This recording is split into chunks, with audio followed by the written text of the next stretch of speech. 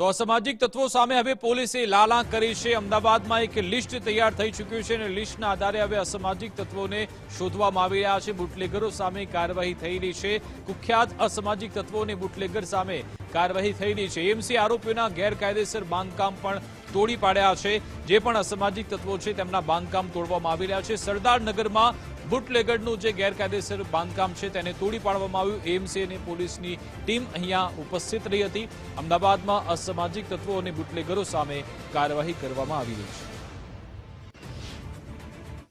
અમદાવાદ શહેરમાં અસામાજિક તત્વો, બુટલેગરો અને બેફામ બનેલા તત્વો સામે સખત અને કડક કાર્યવાહી થાય એ માટે કોર્પોરેશન સાથે મળી પોલીસ પણ કામગીરી કરી રહી છે। આજની વાત કરીએ તો સરદારનગર વિસ્તારમાં મંજુ ઠાકોર નામના બુટલેગર હતી।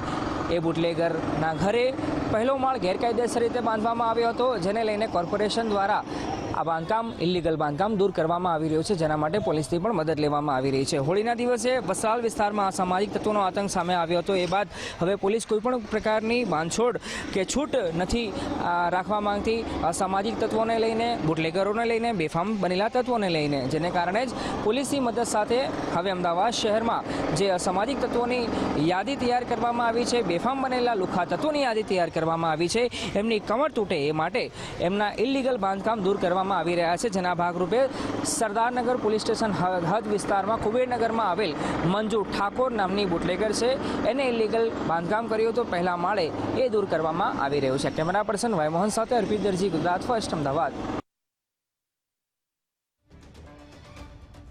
તત્વોના ગેરકાયદેસર બાંધકામ તોડવામાં આવી રહ્યા છે। વસ્ત્રાલ વિસ્તારમાં જે અસામાજિક તત્વોએ આતંક મચાવ્યો હતો, હવે જે પણ અસામાજિક તત્વો, લુખ્ખા તત્વો છે તેમને પાઠ શીખવવા માટે, તેમને અક્કલ ઠેકાણે લાવવા માટે આ રીતના કામ કરવામાં આવી રહ્યા છે। આખા ગુજરાતભરમાં આ કામગીરી થઈ રહી છે।